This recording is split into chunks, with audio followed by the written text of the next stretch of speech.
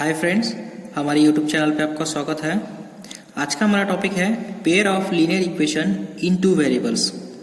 तो previous year में class 9 में हमने linear equation in one variable देखा है और linear equation in two variables भी हमने देखा है। तो इसमें pair of linear equation in two variables हमें इसमें पढ़ना है, ठीक है। तो हमें लीनियर इक्वेशन क्या है वो पढ़ना है और उसका जनरल फॉर्म पढ़ना है, ठीक है। So linear equation in one variable, उसका जनरल फॉर्म है ax plus B equal to 0 और ax equal to B. This is a general form of linear equation in one variable. लेकिन क्लास 10 में हमें क्या देखना है? Linear equation in two variables. Okay, so the general form of linear equation in two form is general form is ax plus by plus c equal to 0.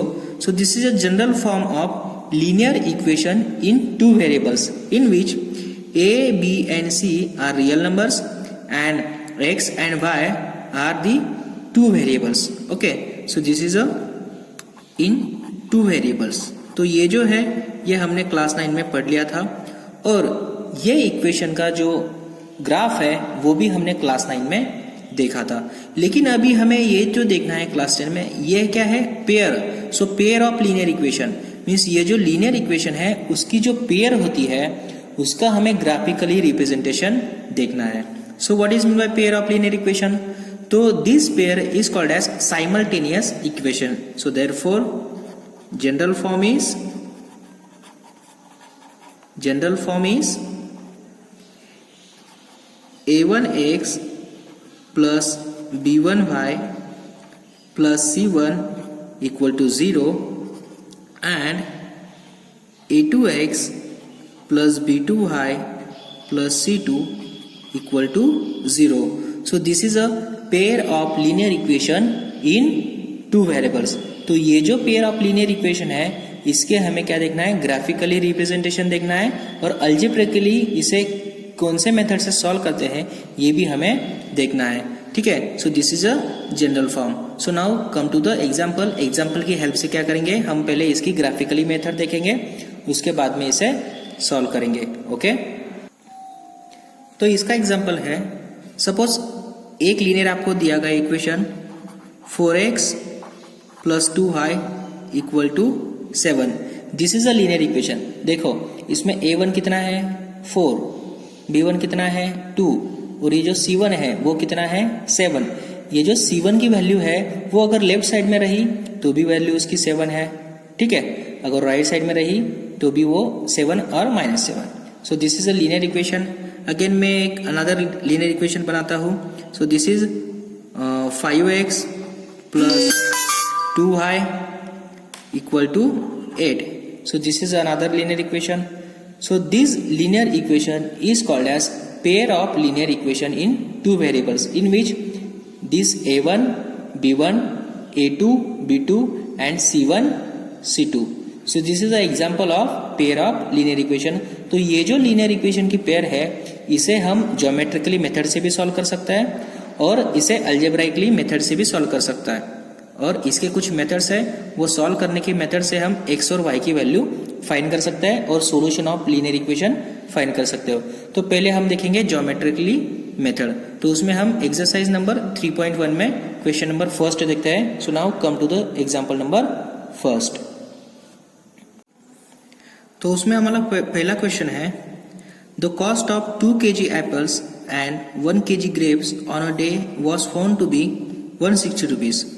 And after 1 month, the cost of 4 kg apples and 2 kg grapes is found to be 300 rupees. So represent this situation algebraically and geometrically. तो ये जो example है उसमें हमें cost of apples and cost of grapes दी है, लेकिन वो कितनी है वो नहीं दी है। सो हम क्या मानेंगे? उसे x और y मान लेंगे। So let the cost of 1 kg apple be x rupees and 1 kg grapes be 5 rupees. तो हमने cost of 1 kg Apple x rupees मान लिया और कॉस्ट ऑफ 1 kg ग्रेप्स कितना मान लिया, y rupees. So according to condition question में हमें क्या दिया है, कॉस्ट ऑफ 2 kg एप्पल्स. तो कॉस्ट ऑफ 2 kg एप्पल्स कितना आएगा, 2x आएगा. क्यों, क्योंकि 1 kg एप्पल की वैल्यू कितनी ली है हमें, x ली है. So according to condition 2 kg apple and 1 kg grapes, it means that 2x plus y equal to 160 rupees. क्योंकि 2x मीन्स 2 kg एप्पल और y means 1 kg grapes. So 2x plus y equal to 160 rupees. So this is your equation number first. And second condition is that the cost of 4 kg apples. 4 kg apple की cost कितनी आएगी फिर 4x plus and the cost of 2 kg grapes. 2 kg grapes की cost कितनी आएगी 2y equal to 300 rupees. So this is your second equation. तो ये जो equation है, तो ये इक्वेशन को, ये लीनियर इक्वेशन बन गया. तो ये लीनियर इक्वेशन को हम रिड्यूस भी कर सकते हैं. So divide by 2, divide by 2. So therefore 2x plus y equal to 150. So this is your second linear equation. तो ये जो लीनियर इक्वेशन है, इसे अगर हमने कौन से भी नंबर से डिवाइड किया और कौन से भी नंबर से अगर हमने उसको मल्टीप्लाई किया, तो मिलने वाला जो लीनियर इक्वेशन होता है उसका ग्राफ और ये जो इक्वेशन होता है उसका ग्राफ, उसमें चेंजेस नहीं होता है. मींस दोनों का ग्राफ क्या होता है, सेम, और दोनों के सॉल्यूशन भी क्या होंगे, सेम ही होंगे. मींस हमें जो इक्वेशन दिया है उसको हम कौन से भी नंबर से मल्टीप्लाई भी कर सकते हैं और डिवाइड भी कर सकते हैं. ओके, तो ये ध्यान में रखना है, ये आपको बहुत काम में आएगा. सो this is equation number first, this is equation number second. So therefore this situation हमने क्या किया, हमने अल्जेब्रिकली एक्सप्रेस कर दी. अभी हमें क्या करना है, वो जो सिचुएशन है वो ज्योमेट्रिकली एक्सप्रेस करना है. लेकिन ज्योमेट्रिकली एक्सप्रेस करने के लिए हमें उसका ग्राफ निकालना पड़ेगा, और ग्राफ निकालने के लिए हमें ये जो दो इक्वेशन है उसके कोऑर्डिनेट्स निकालने पड़ेंगे. तो ये जो इक्वेशन है ये अगर आपको प्रोवाइड किया गया तो हमने इसके कोऑर्डिनेट्स हमने क्लास 9 में निकाले हैं. ठीक है, तो हम क्या करेंगे, पहले फर्स्ट इक्वेशन है उसके कोऑर्डिनेट्स निकालेंगे. कोऑर्डिनेट्स निकालने के लिए हमें क्या करना पड़ेगा, ये जो इक्वेशन है इसको पहले हमें सिंगल वेरिएबल में ट्रांसफर करना पड़ेगा. ठीक है, तो हम इसके कोऑर्डिनेट्स निकालते हैं. तो ये जो फर्स्ट इक्वेशन है वो हमने कंसीडर कर लिया. अभी ये जो फर्स्ट इक्वेशन है इसे क्या करना पड़ेगा, सिंगल वेरिएबल में ट्रांसफर करना पड़ेगा. तो ये जो y है यहाँ सिंगल है, तो मैंने ये y में इसको ट्रांसफर कर लिया. सो दिस इज 160 माइनस 2x. तो ये अभी सिंगल वेरिएबल में ट्रांसफर कर लिया. अभी इसके हम कोऑर्डिनेट्स निकालेंगे. तो हमें कोऑर्डिनेट्स कैसे निकालने हैं ये पता है. So consider x, y and xy. तो इसमें देखो x की वैल्यू अगर मैंने 30 पुट की, ठीक है, x equal to 30. So 2 into 30 equal to 60. 160 में से 60 गया तो ये बचा आपका 100. So therefore first coordinate is 30 and 100. Second coordinate अगर x की वैल्यू अगर मैंने 40 पुट की, सो x इक्वल टू 40. तो 2 into 40 equal to 80. So 160 minus 80 equal to 80. So second coordinate is 40 and 80. तो हमने ये दो कोऑर्डिनेट इसके ड्रॉ किए. तो आप 3 कोऑर्डिनेट भी फाइंड कर सकते हो और 4 कोऑर्डिनेट भी फाइंड कर सकते हो, लेकिन हमने मिनिमम 2 कोऑर्डिनेट्स फाइंड करने हैं क्योंकि ग्राफ निकालने के लिए 2 कोऑर्डिनेट्स लगते हैं. ओके, तो हमने ये जो फर्स्ट इक्वेशन है इसके कोऑर्डिनेट फाइंड करनी है. तो now come to the second equation. Second equation क्या है, 2x plus y equal to 150. So now 2x plus y equal to 150. इसे भी फाइंड करने के लिए हमें क्या करना पड़ेगा, इसको y में ट्रांसफर करना पड़ेगा. So y equal to 150 minus 2x. So therefore इसके कोऑर्डिनेट्स फाइंड करने पड़ेंगे. So therefore x, y and xy. तो x की वैल्यू अगर हमने 30 रखी, ठीक है, सो 30 इंटू 2 60, 150 में से 60 गया तो बचा कितना 90. सो this is your 90. So first coordinate is 30 and 90. और x की वैल्यू अगर हमने 40 रखी, 2 into 40 80, 150 minus 80 equal to 70. So this is 40 and 70. वो जो x की वैल्यू है वो आप कुछ भी रख सकते हो और कोऑर्डिनेट फाइंड कर सकते हो, लेकिन x की वैल्यू ऐसे ही रखना है कि आपके जो कोऑर्डिनेट्स है वो इंटीजर में आए और आपको ग्राफ बनाने में कोई दिक्कत ना हो. ठीक है. So this is a coordinates. अभी ये कोऑर्डिनेट की हेल्प से हम क्या करेंगे, इसका ग्राफ ड्रॉ करेंगे. ठीक है. तो उसका ग्राफ हम ड्रॉ करेंगे. तो देखो ये जो ग्राफ है वो इस तरह से आएगा. इसमें देखो मैंने x एक्सिस पे 10, 20, 30, 40 अप टू 100 लिया एंड y एक्सिस पे भी मैंने क्या किया 1 सेंटीमीटर इक्वल टू 10 यूनिट ले लिया. ठीक है. स्केल हमें चूज करना है तो हमने x और y एक्सिस पे क्या कर लिया, स्केल चूज कर लिया है 1 सेंटीमीटर इक्वल टू 10 यूनिट. अभी देखो हमें जो पॉइंट्स हैं वो हम ये पॉइंट्स ड्रॉ करेंगे. तो पहला पॉइंट है हमारा 30 एंड 100. तो ये जो 30 है वो 30 x एक्सिस पे यहाँ है और 100 कहाँ है, यहाँ. तो इसका इंटरसेक्शन पॉइंट ये 30 100. दूसरा पॉइंट है हमारा 40 एंड 80. तो दूसरा पॉइंट है हमारा यहाँ. तो ये जो दोनों पॉइंट है वो एक लीनियर इक्वेशन है. वो इक्वेशन कौन सा है आपका, 2x plus y equal to 160. ये लीनियर इक्वेशन के ये दो पॉइंट्स हमने निकाले और वो दो पॉइंट्स के क्या कर दिया, कनेक्ट कर दिया और एक लाइन हमने ड्रॉ कर दी. तो therefore this is a representation of this linear equation. Second linear equation था हमारा 2x plus y equal to 150 और उसके पॉइंट्स थे 30 एंड 90 एंड 40 एंड 70. तो 30 एंड 90 एंड 40 एंड 70 ये पॉइंट को क्या कर दिया, मैंने कनेक्ट कर दिया. तो ये मेरा graphical representation of 2x plus y equal to 150 बन गया. So this is a graphical representation of example number first. So now come to the example number second. So question number second. Aftab tell his daughter 7 years ago I was 7 times as old as you were then.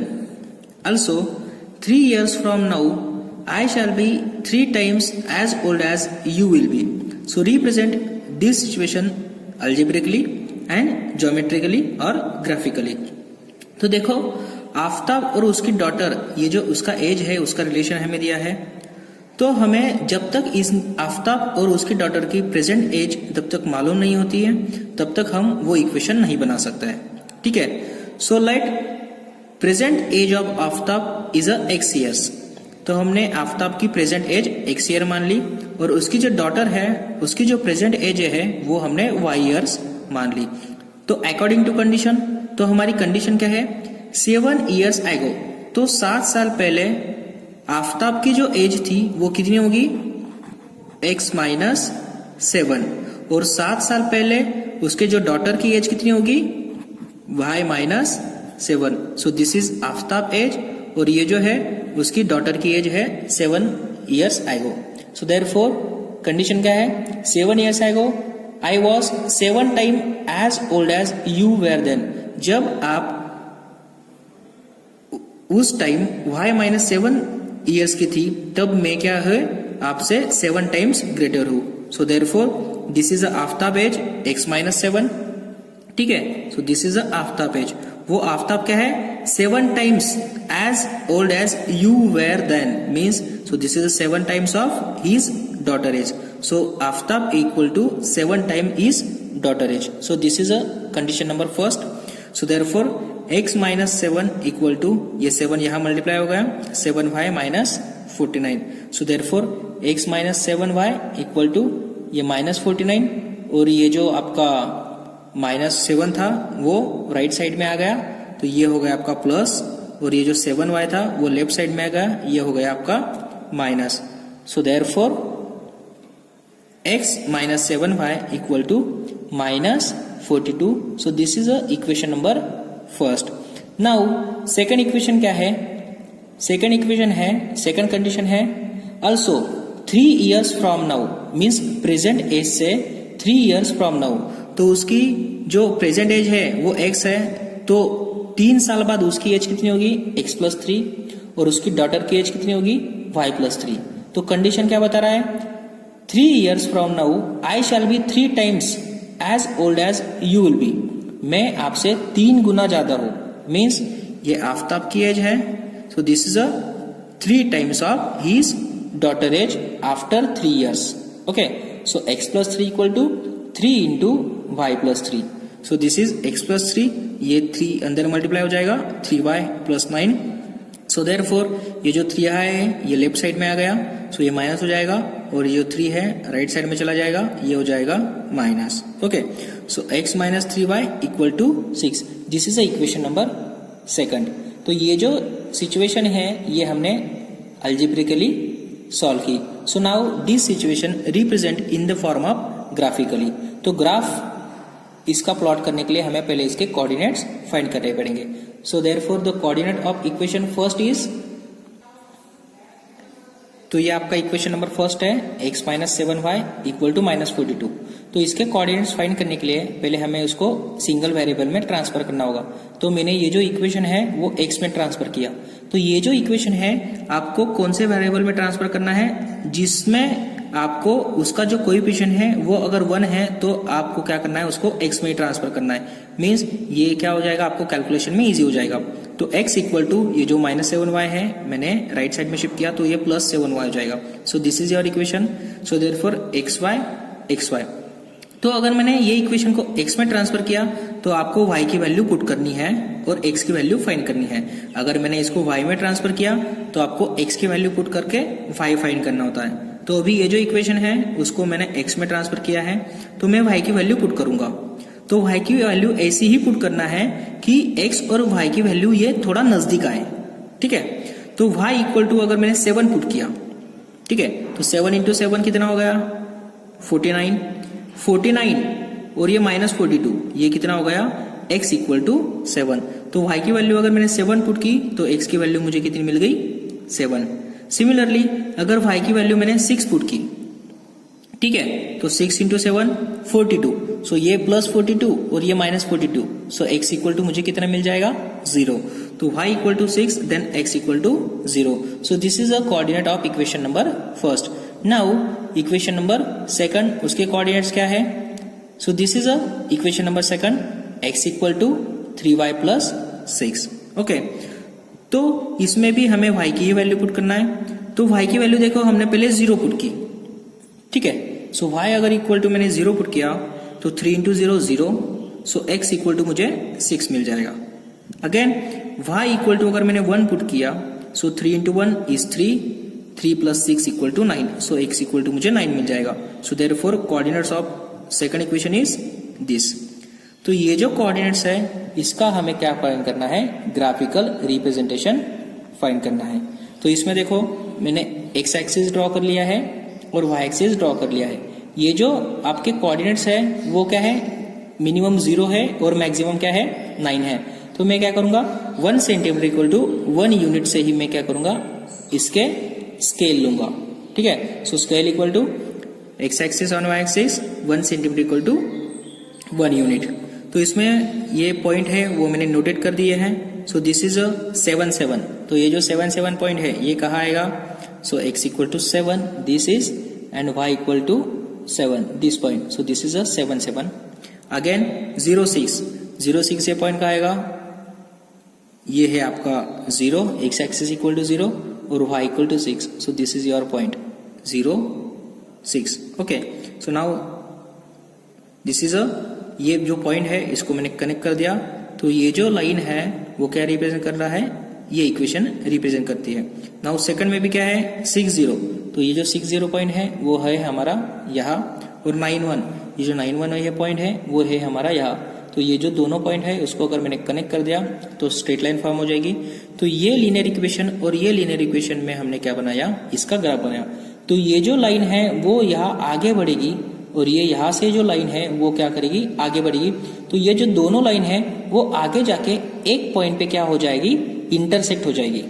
तो जैसे हमने पहले example लिया था उसमें जो 2 lines थी वो ऐसी पैरेलल थी, ठीक है, और ये जो लाइन है वो क्या हो जाएगी, जब आगे ये बढ़ेगी तब ये हो जाएगी इंटरसेक्स।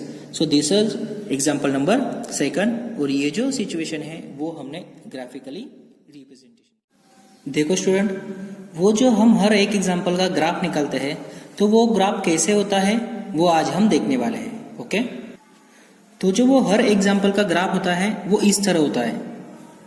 ठीक है, तो ये फर्स्ट, सेकंड और थर्ड क्या है, तो ये जो ग्राफ है उसमें 3 कंडीशन आते हैं। जब हमें कोई इक्वेशन दिया है, सपोज ये इक्वेशन आपको दिया गया 3x + 2y = 7, 5x + 3y = 8। ये इक्वेशन अगर आपको दिया गया तो क्या करते हो आप, पहले इसके कोऑर्डिनेट्स फाइंड करते हो, फिर इसके कोऑर्डिनेट्स फाइंड करते हो। ठीक है, तो इसके कोऑर्डिनेट्स फाइंड करने के बाद हम क्या करते हैं, उसकी लाइंस बनाते हैं। तो वो जो लाइंस हम दोनों के बनाते हैं तो इसकी सेपरेट लाइन बनेगी, इसकी सेपरेट लाइन बनेगी। तो वो जो लाइंस होती है वो एक तो एक दूसरे को इंटरसेक्ट करेगी। ठीक है, this is a condition number first. Second condition, इसकी जो लाइन बनेगी एक तो वो दूसरे को क्या करेगी, इंटरसेक्ट नहीं करेगी, मींस वो जो लाइंस है वो एक दूसरे को पैरेलल होगी। तीसरी कंडीशन, इसकी और इसकी जो लाइन बनेगी एक तो वो एक दूसरे के ऊपर ही होगी, मींस कोइंसिडेंट होगी। ओके, इसके अलावा जो इसके 2 लाइंस बनेंगे, इसके अलावा वो एक भी कंडीशन सेटिस्फाइज नहीं करेंगे। एक तो वो 2 लाइंस एक दूसरे को इंटरसेक्ट करेगी, एक तो एक दूसरे को पैरेलल होगी, नहीं तो एक दूसरे पे कोइंसिडेंट होगी। सो this is a graphical representation of system of linear equation. लेकिन ये जो लाइंस है वो अगर एक दूसरे को इंटरसेक्ट करती है तो उसको, वो जो सिस्टम है उसको एक ही सॉल्यूशन होता है। ओके, अगर वो 2 लाइंस अगर एक दूसरे को पैरेलल है तो वो जो सिस्टम है उसको एक भी सॉल्यूशन नहीं होता है। अगर वो लाइन एक दूसरे को अगर इंटरसेक्ट मींस कोइंसिडेंट करती है तो वो जो सिस्टम है उसको इनफाइनाइटली मेनी सॉल्यूशंस होता है। मींस सॉल्यूशन मींस क्या, हमने तो एक अगर आपको इक्वेशन दिया तो हम x और y की वैल्यू अगर ये इक्वेशन सेटिस्फाइज करता है तो हम उसे सॉल्यूशन कहते हैं। लेकिन अगर ये सिस्टम ऑफ लीनियर इक्वेशन है, इसमें सॉल्यूशन क्या है, इसमें क्या है सॉल्यूशन, ये जो आपको इक्वेशन दिया होता है, सपोज इसका अगर सॉल्यूशन 3, 7 है, ठीक है, और ये जो आपको एक सिस्टम दिया है इसका भी सॉल्यूशन अगर 3, 7 है, एक सॉल्यूशन। ठीक है, तो ये जो कॉमन सॉल्यूशन होता है वो होता है सिस्टम ऑफ लीनियर का कॉमन सॉल्यूशन। मींस अगर ये लाइन एक दूसरे को ये पॉइंट पे इंटरसेक्ट करती है तो ये जो कॉमन पॉइंट है वो क्या है आपका 3, 7। ओके, तो ये जो कंडीशन है इसमें अगर लाइन इंटरसेक्ट होती है तो उसे एक ही कॉमन सॉल्यूशन होता है। ठीक है, अगर वो 2 लाइन्स पैरेलल है तो ये जो दोनों इक्वेशन है इसको एक भी सॉल्यूशन कॉमन नहीं है। अगर वो लाइन कोइंसिडेंट है तो उसे हर एक सॉल्यूशन क्या है, एक दूसरे का कॉमन सॉल्यूशन है। तो इसमें 3 रिमार्क है, वो रिमार्क हम आपको बताएंगे। तो उसमें पहला रिमार्क है, if the line intersect each other then it has unique solution.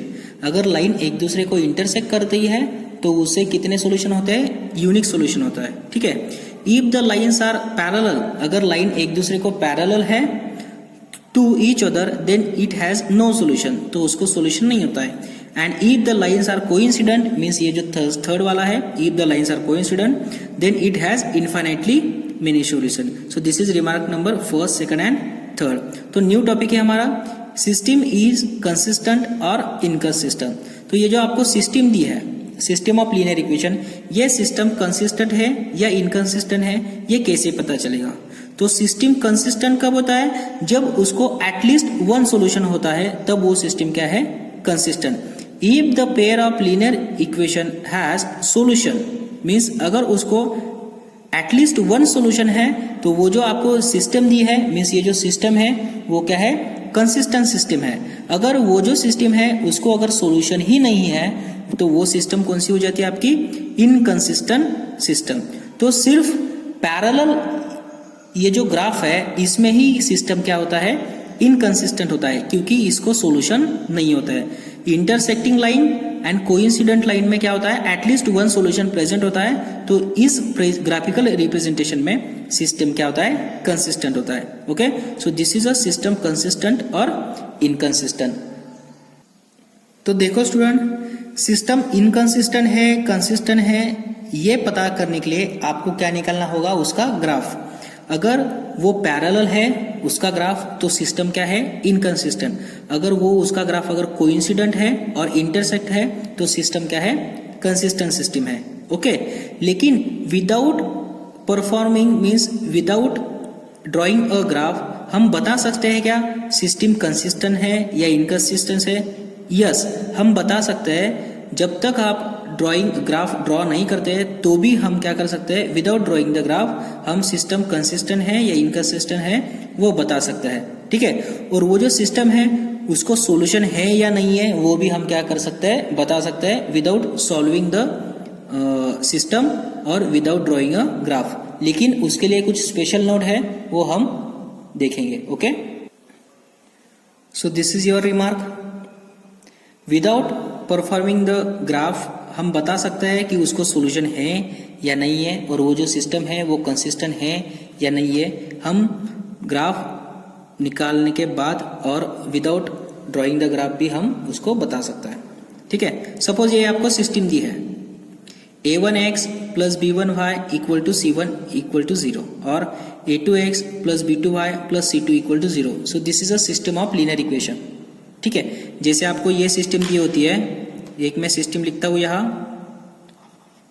3x plus 4y equal to 7, 6x plus 8y equal to 14। ये लीनियर इक्वेशन है। इसका हमें क्या निकालना है, graphical representation. Without using the graphical representation ये जो इक्वेशन है उसको कितने सॉल्यूशन है ये अगर हमें बताया तो कैसे बताएंगे। तो देखो इसमें a1x plus b1y plus c1 equal to 0 है। तो इसमें अगर if a1 upon a2 b1 upon b2 is not equal to c1 upon c2 अगर आ जाए तो ये कंडीशन में लाइंस क्या होगी, पैरेलल होगी। अगर ये कंडीशन में लाइंस अगर पैरेलल है तो ये जो सिस्टम है दिया गया उसको सॉल्यूशन नहीं होंगे। अगर वो सिस्टम को सॉल्यूशन नहीं है तो सिस्टम क्या है, inconsistent. Okay, remark number second, if a1 upon a2 is not equal to b1 upon b2, अगर ये कंडीशन वो सेटिस्फाइज करता है then line intersect at only one point. तो लाइन क्या कर रही है, एक दूसरे को इंटरसेक्ट करती है। सो देयरफॉर अगर लाइन इंटरसेक्ट करती है एक दूसरे को तो वो जो लाइंस है उसको क्या होगा, सिस्टम ऑफ लीनियर इक्वेशन को सिर्फ ओनली वन सॉल्यूशन होगा। तो अगर उसको एक सॉल्यूशन है तो सिस्टम क्या है, कंसिस्टेंट है। Okay, so now remark number third, if a1 upon a2 equal to b1 upon b2 equal to c1 upon c2, अगर ये कंडीशन वो सेटिस्फाइज करता है तो लाइन कोइंसिडेंट। अगर लाइन कोइंसिडेंट है तो वो जो सिस्टम है उसको इन्फाइनाइटली मेनी सॉल्यूशन है। अगर वो सिस्टम को इन्फाइनाइटली मेनी सॉल्यूशन है तो वो सिस्टम क्या है, कंसिस्टेंट है। तो देखो ये मैंने एक पहला एग्जांपल लिखा है। तो इसमें a1 की वैल्यू 3 है, a2 equal to b1 equal to 4 है और c1 इक्वल टू 7 है। ये 7 लेफ्ट साइड में भी रह सकता है, राइट साइड में भी रह सकता है। Okay, so this is a constant. और a2 है 6, b2 है 8 और c2 है 14। ठीक है, तो ये तीनों में से कौन सी कंडीशन सेटिस्फाइज कर रहा है वो हम देखेंगे। ठीक है, तो इसमें हमने देखा, पहले तो हम देखते हैं a1 3 है।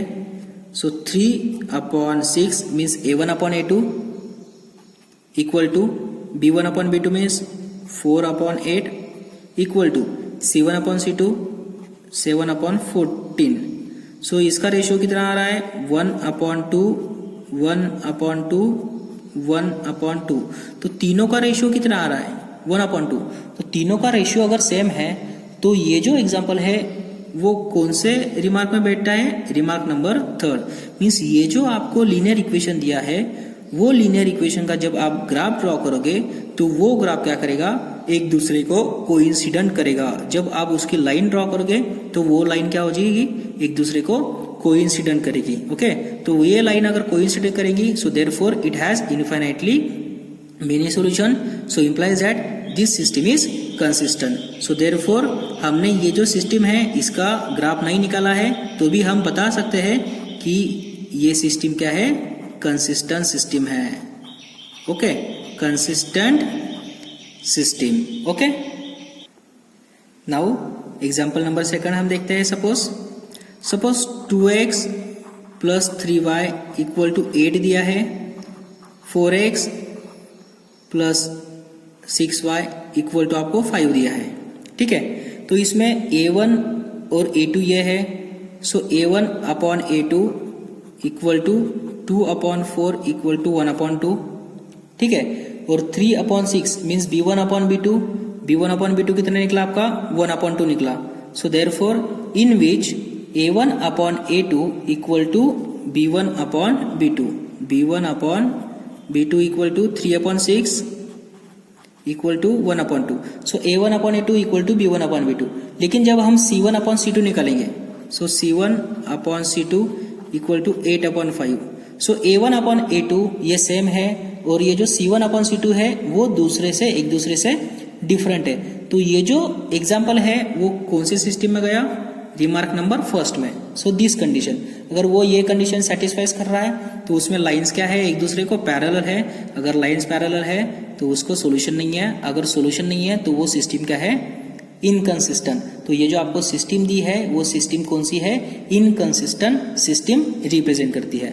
Similarly a1 upon a2 is not equal to b1 upon b2, अगर ये कंडीशन सेटिस्फाइज करता है तो उसमें लाइन क्या है, एक दूसरे को इंटरसेक्ट करती है, और वो जो सिस्टम है उसको एक सॉल्यूशन है, और वो जो सिस्टम है वो क्या है आपकी कंसिस्टेंट सिस्टम।